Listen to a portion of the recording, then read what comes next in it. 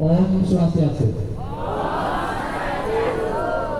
Om Mawina Namastu Namo Sidam Om Sirastu Darastu Swaha. Om Namo Badra Rakau yang Swaha. Semoga pikiran yang baik datang dari segala penjuru. Kami pun Jero Gede para pemangku lan swati saneru maga suci, ketua Kalisade kecamatan maupun desa di Kecamatan Sukoharjo, juga Desa Panggungrejo.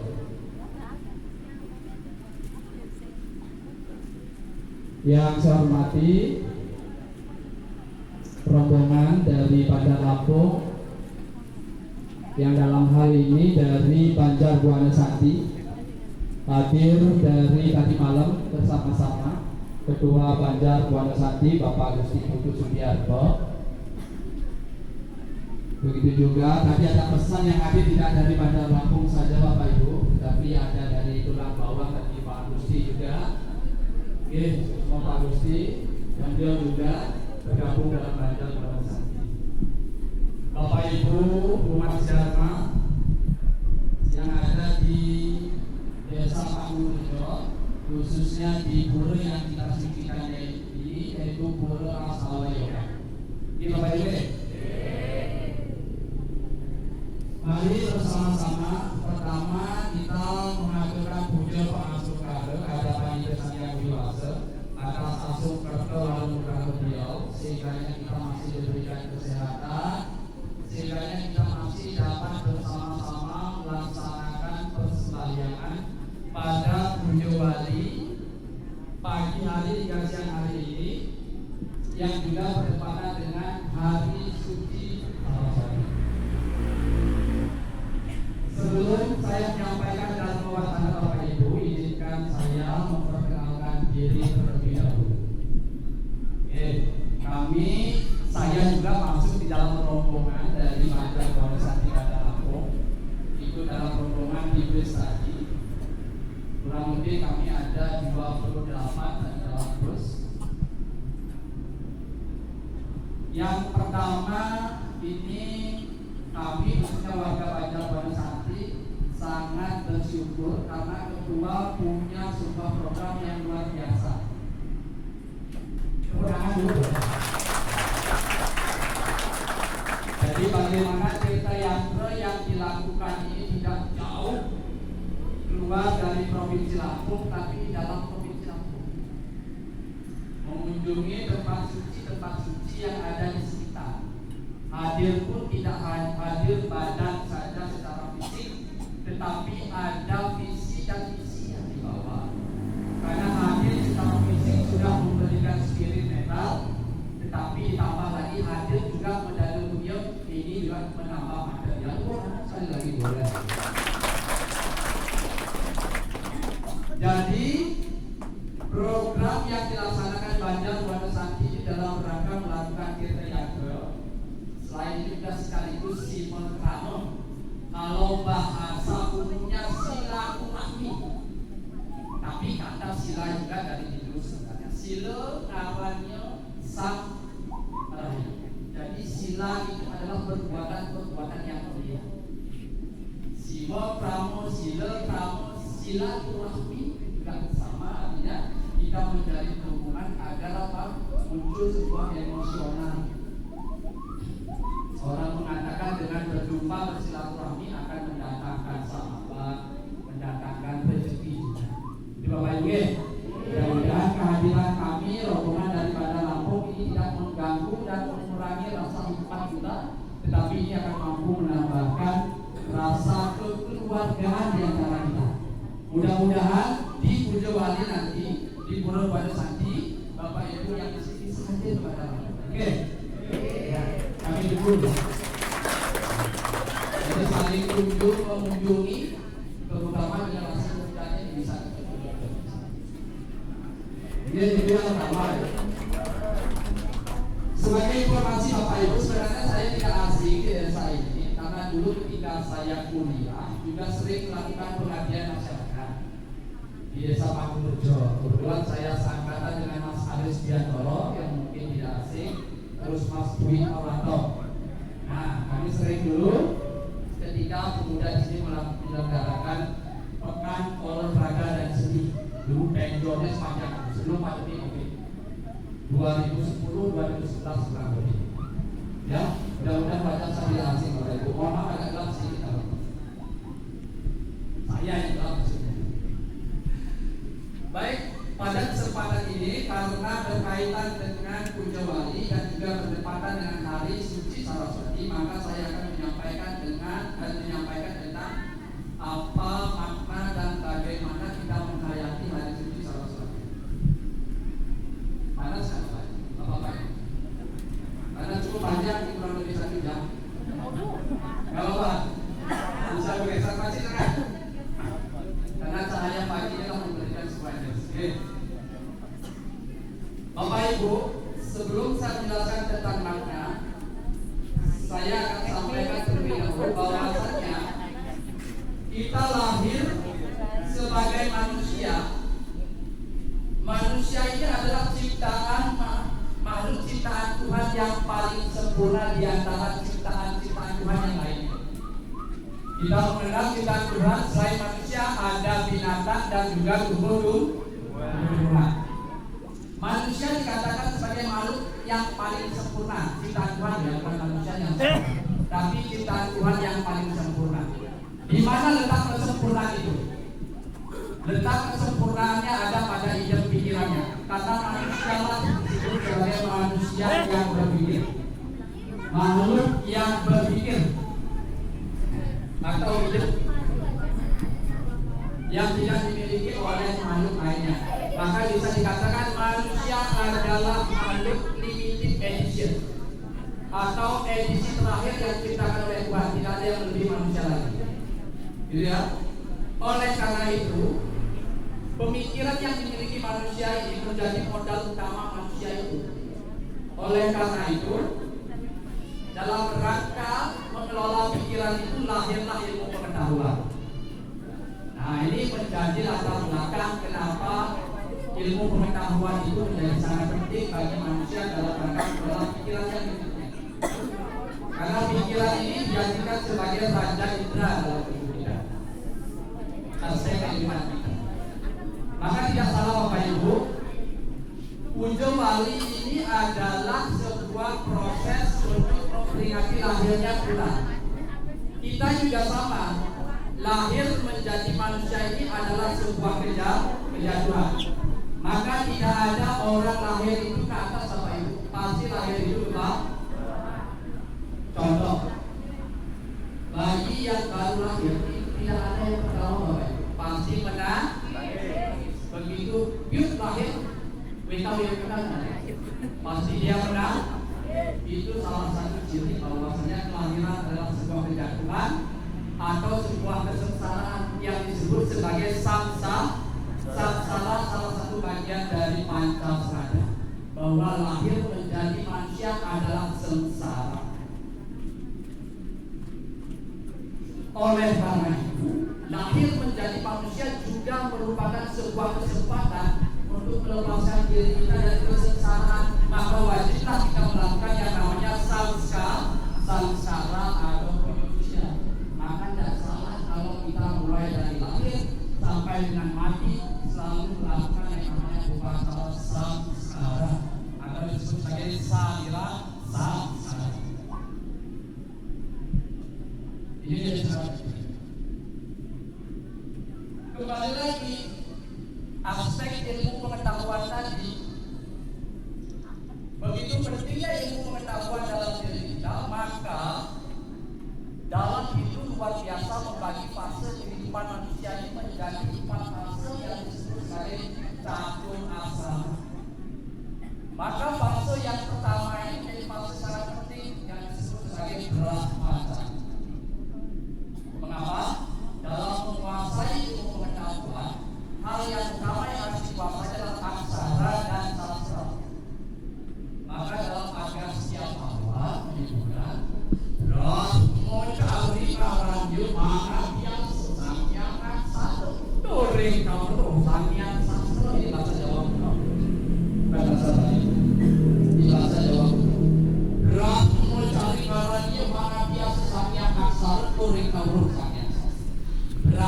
Brahmacari namanya adalah orang yang membiasakan pembelajaran terhadap aksara sastra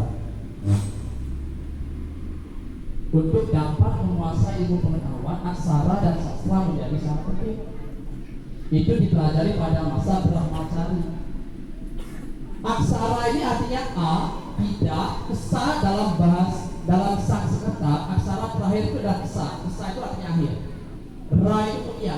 Aksara adalah kemuliaan yang tidak pernah berakhir. Ketika kita menguasai aksara dan sastra menjadi ilmu pengetahuan, maka di sanalah kita akan menemukan kebahagiaan yang tiada akhir. Itu kanan sekali lagi. Luar biasa sastra itu. Kita tidak akan pernah mengalami kesengsaraan melalui ilmu pengetahuan. Itulah tidak akan melepaskan diri dari kesengsaraan. Maka aksara juga menguasai aksara, maka tidak salah ketika kita baru mengenal aksara itu kita akan tercerahkan apa yang disebut sebagai budi. Maka nggak salah kalau kurikulum itu. Saya masih dapat kurikulum di pendidikan, nggak tahu. Bapak Ibu juga mengalami, kawan-kawan yang generasi juga nggak tahu saya masih memperoleh apa enggak. Ketika di SD pasti kita dikenalkan namanya, pasti kata menulis kata baru itu pertama kali menulis pasti kenal kata budi. Benar atau tidak? Ini Budi, ini Ibu Budi, ini ayah Budi, Iwan kakak Budi, Susi adik Budi, Mekejang Budi, semua Budi. Apa artinya? Di sana ada kata di itu artinya tercerahkan. Di dalam Gayatri Makram kita mengenal Dio, Yona, Percodaya. Kata di itu artinya tercerahkan. Budi itu adalah pencerahan. Maka orang yang sudah memperoleh pencerahan disebut Buddha. Buddha itu adalah seseorang yang sudah mencapai pencerahan. Karena Buddha sesungguhnya bukan agama awalnya, tetapi orang yang mengikutinya meyakini sebagai sebuah jalan menuju Tuhan atau menjadi sebuah agama. Ini kata Budi, Dio, Yona, Pracodaya. Maka untuk memperoleh tadi pencerahan tadi, maka harus ada waktu-waktu yang dilakukan untuk memperoleh pencerahan tadi. Ketika kita melaksanakan puja saja disebutkan di sana adalah pada saat Brahma Murta Satvika Kala. Hendaknya melakukan pemujaan pada waktu kala Brahma Murta, pada saat subuh-subuh, karena itu diyakini sebagai waktu-waktu Tuhan. Maka nggak salah saudara-saudara kita juga melaksanakan pada saat subuh, nggak salah. Kita juga dalam rangka akan surga Tuhan memperoleh pengetahuan itu hendaknya diawali pagi hari. Begitu juga dalam memperoleh rezeki, maka dulu pepatah orang Jawa mengatakan ojo tani awan-awan itu dipatok dipatok ayam ya. Jangan pagi, jangan bangun siang-siang, nanti rezekinya dipatok ayam. Maka kita itu bangun pagi. Ya tidak. Penting. Maka dalam fase Brahmacari, tujuan utama kita dalam beragama ini adalah dharma yang menjadi utama. Dalam satu pusaka Brahmacari, tujuan utamanya adalah dharma. Usia di dalam apa? Menjalani Brahmacari di dalam Taittiriya Upanishad juga ini. Taki-takining sewake guna widya semara wiasa ruang puluhe ayusya. Ketika masa Brahmacari, hal yang diutamakan yang pertama itu adalah dharma itu sendiri, mengabdi pada ilmu pengetahuan. Semara wiasa ruang puluhe ayusya, hal yang menyangkut asmara itu diperbolehkan apabila usia sudah di atas 20 tahun atau masuk ke dalam masa grehasta, itu diperbolehkan pada saat usia lebih dari sama dengan 20 tahun sebenarnya. Maka sesuailah dengan Undang-Undang Republik Indonesia terkait dengan Undang-Undang Perkawinan nomor 1 tahun 74, diakui masuk dalam status hukum apabila usia sudah mencapai 18 yang 20 yang laki-laki atau 18 yang perempuan. Jadi kitab undang-undang negara Republik Indonesia sangat relevan juga dengan sastra Weda. Ponakan sekali lagi. Seiring sejalan itu hukumnya Bapak Ibu. Jadi Weda juga merupakan sebagai sumber hukum yang utama. Ini menjadi sangat penting sekali. Usia pun sama demikian. Maka saya dulu pernah ingat hitungan-hitungan Jawa itu, saya masih ingat. Di sana dikatakan usia dari 21 sampai dengan 29 disebut likur. Likur kursi, likur duduk, kursi tempat duduk. Likur kursi artinya apa? Kedudukan. Usia 21 sampai 29 adalah usia-usia kita memperoleh kedudukan. Lulus kuliah di sana, lulus sekolah di sana, dapat kerja di sana, berkarir di sana. Betul tidak? Usia-usia itu adalah usia-usia produktif. Maka manfaatkanlah usia itu. Kita yang generasi muda ini, saya masih 20-an Bapak Ibu. 30 deh.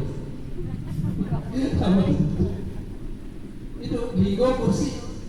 Di tengah-tengahnya ada penyelewengan, saya juga nggak tahu kok 25 itu tidak disebut sebagai limang likur. Apa 25? Selawe.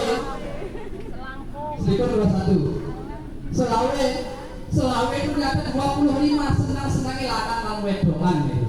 Jadi puncak asmara ada di usia 25 tahun, boleh di sana menikah di usia 25 tahun. Kalau SMA lulusnya 18, lanjut kuliah 4 tahun 23, 2 tahun bekerja, 25 menikah. Dalam hidup diatur hal tersebut. Ini menjadi sangat penting pengetahuan dan juga ilmu pengetahuan dalam kehidupan ini. Itulah Saraswati menjadi peran yang sangat penting. Maka Saraswati juga disebut sebagai Dewi kata-kata. Di dalam Gayatri Saraswati sangat dijelaskan Om Wagdewi Yawitmahe Mahadewi Wapratundaya Dimahe Tando Dewi Pracodaya. Wagdewi, Wag itu artinya kata-kata. Maka kata-katanya kata-kata dewa. Maka bahasa Weda itu sungguhnya awalnya adalah da. Wah, itu artinya kata-kata. Oleh karena itu kita diajarkan untuk apa? Untuk mengendalikan kata-kata yang kita miliki ataupun ucapan yang kita miliki. Di dalam Taittiriya Upanishad Pasokantara itu disebutkan wasiteni mitante manemu duka, dengan kata-kata engkau akan memperoleh kesengsaraan. Wasita nimitante matem aduh. Wasita nimitante pati kepakuh, dengan kata-kata engkau akan memperoleh kematian. Wasita nimitante manemu manemu Laksmi, dengan kata-kata engkau akan memperoleh kesejahteraan. Wasita nimitante manemu mitra, dengan kata-kata engkau juga akan memperoleh persahabatan. Luar biasa. Oleh karena itu mari kita jaga kata-kata kita, ucapan kita, lisan kita. Jangan asal bunyi, baik di dunia nyata maupun di dunia maya. Ya, sekarang sudah mulai perkembangan teknologi. Teknologi Bapak Ibu, kawan-kawan generasi muda dan sekalian, juga merupakan bagian dari ilmu pengetahuan. Jadi turunan dari ilmu pengetahuan adalah teknologi itu sendiri. Oleh itu mari kita gunakan dan manfaatkan ilmu pengetahuan ini. Oleh karena itu sudah menjadi kewajiban kita Bapak Ibu untuk memberikan pendidikan kepada anak-anak kita, karena dengan menguasai ilmu pengetahuan sesungguhnya kita akan terlepas dari kesengsaraan. Maka di dalam pupuk juga ini, saya kebetulan juga senang pupuk, tapi ini pupuk Bali Bapak Ibu, namanya pupuk Ginanti sama juga kok, tapi tembangnya agak beda. Sakit tubuh mana kurung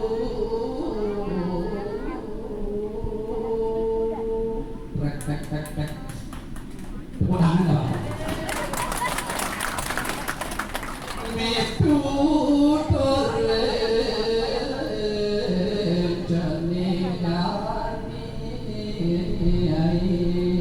wahai anakku, dengarkanlah akanku nasihati dirimu sekarang juga.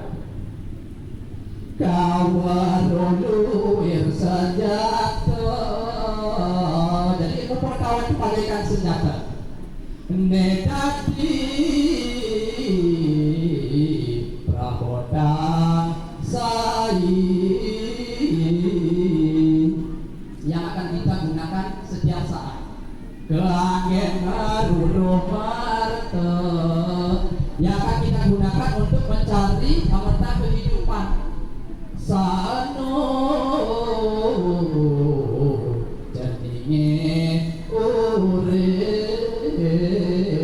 Selagi kau masih hidup, maka ilmu pengetahuan itulah yang akan mampu menolong dirimu dan kamu jadikan sebagai sebuah senjata dalam mengarungi kehidupanmu. Sesuai dengan yang disampaikan oleh Dr. Muhammad tadi, Pak Madi semua, long life education. Sepanjang hidup kita harus belajar. Jadi bobot hari suci Saraswati ini tidak hanya bagi mereka yang masih menempuh pendidikan, masih sekolah, masih kuliah, orang-orang yang kerja di pendidikan, bukan. Kita semua ini butuh ilmu pengetahuan. Orang ngarit aja butuh ilmu apa itu? Ya, saya tahu sini nanam sawah apa ada padi enggak? Ya, jadi cerita dari pembuat benteng apa itu juga ada ilmunya. Maka tidak bisa dipungkiri ilmu itu bisa digunakan siapa saja dan sepanjang hidup kita menggunakan ilmu pengetahuan. Begitu pentingnya ilmu pengetahuan.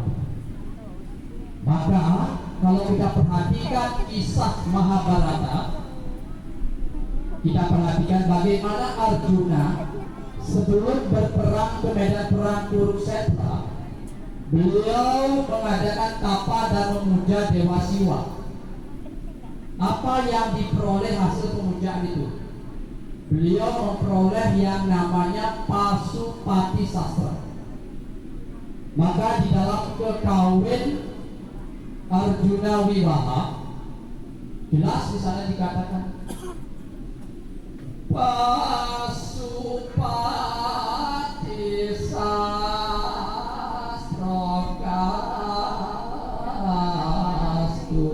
Jadi Pasupati Sastra itu adalah senjata utama ketika Arjuna akan berperang di medan perang Kurukshetra.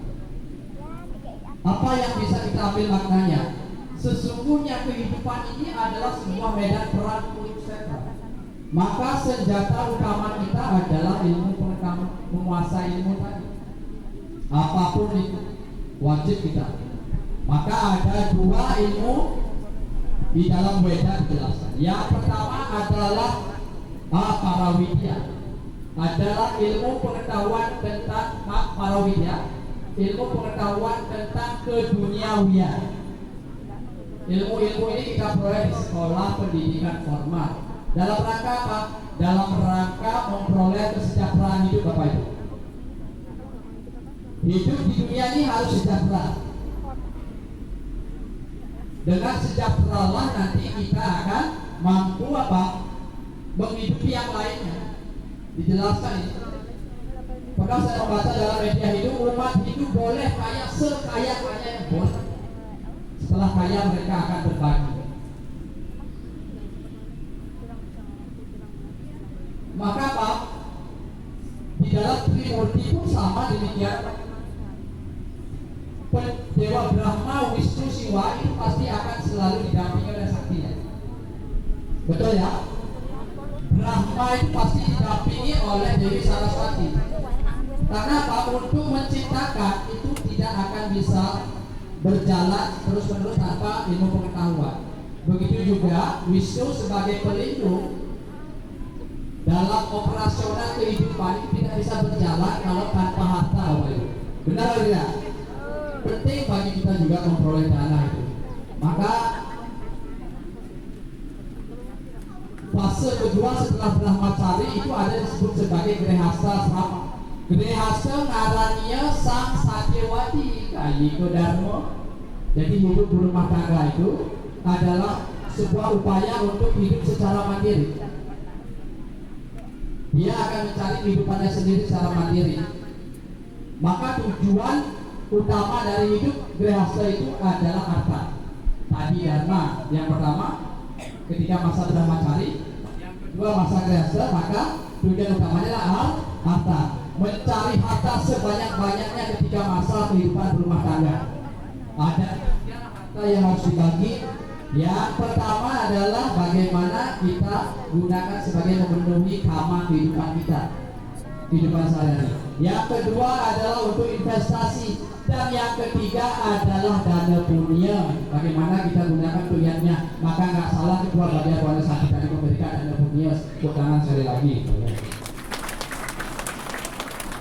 Itu dalam rangka membagi harta dana juga sama dunia.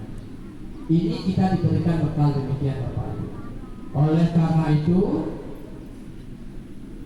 begitu pentingnya ilmu pengetahuan yang bisa kita maknai di hari suci Saraswati ini. Mari kita gunakan dan manfaatkan. Selagi itu masih ada kesempatan, mudah-mudahan ilmu yang kita miliki ini juga akan memberi dampak dan manfaat. Tapi ingat, dengan menguasai ilmu pengetahuan juga Bapak Ibu, kita jadi dipenuhi kegelapan. Di dalam Sabta Timira ada yang namanya salah satu kegelapan yang ada dalam diri kita. Apa itu? Penguasaan ilmu pengetahuan. Dengan menguasai ilmu kadang-kadang kita menjadi sombong Bapak Ibu. Menjadi sombong kita. Oleh karena itu, memperoleh ilmu pengetahuan saja tidak cukup, harus ada kebijaksanaan di sana. Maka doa-doa orang yang sudah sarjana itu pasti menjadi sarjana yang sujana dan wijnana, atau wijnana itu adalah kebijaksanaan. Maka Ganesha itu adalah personifikasi Tuhan yang bijaksana. Pasti selalu berdampingan Saraswati dan juga Ganesha. Jadi Ganesha pun digunakan sebagai simbol perguruan tinggi.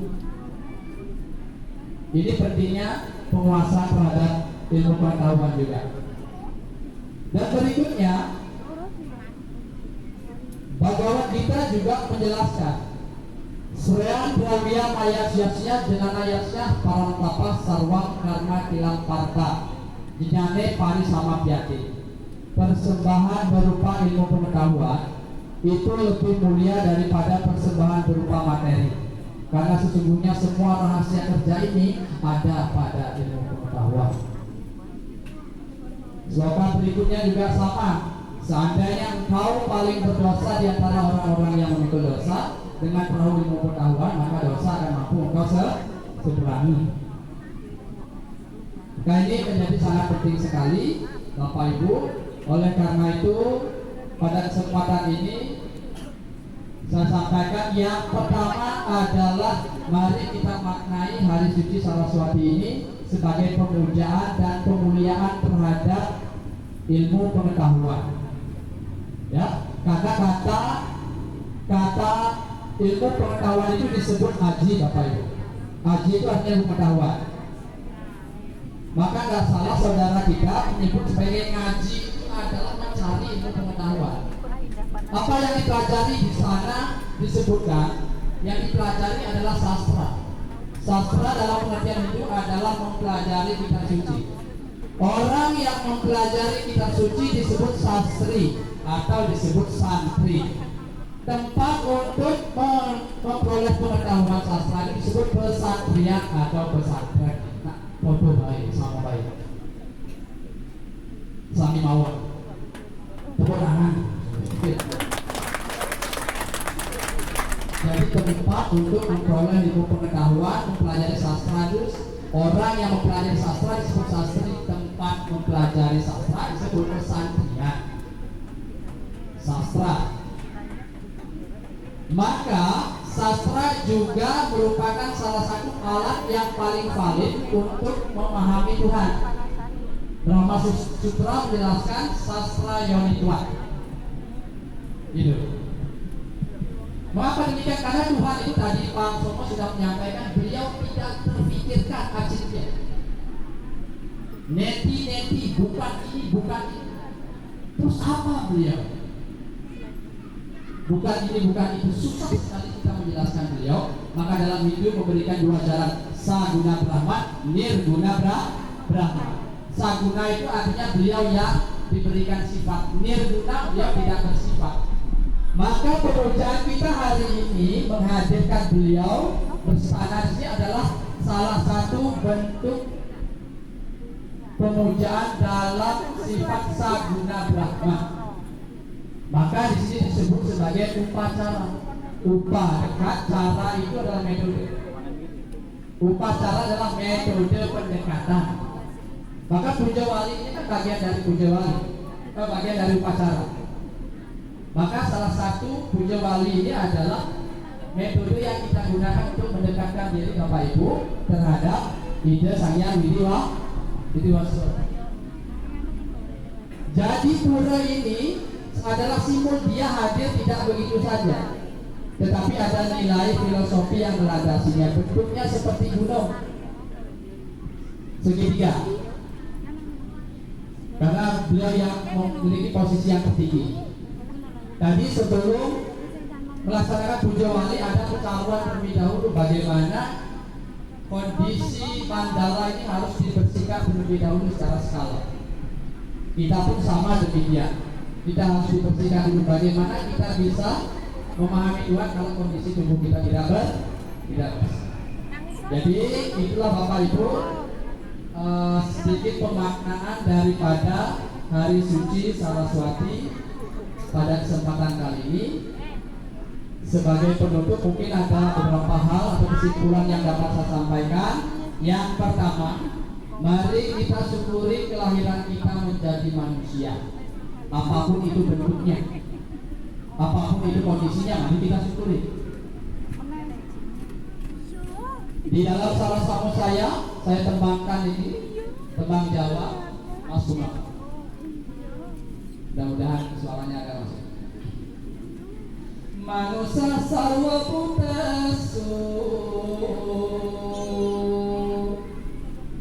Wata tewai subasube Asubesu sama wistan Subeswe wawakat raya.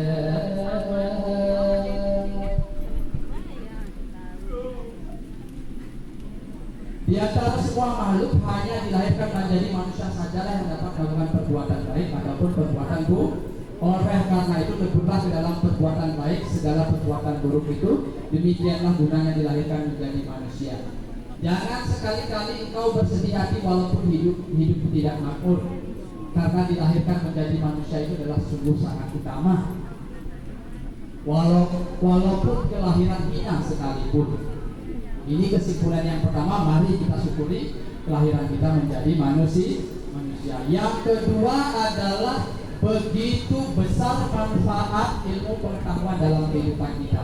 Oleh karena itu, pesan saya kepada generasi muda, jangan pernah berhenti untuk terus belajar dan belajar mencari ilmu pengetahuan.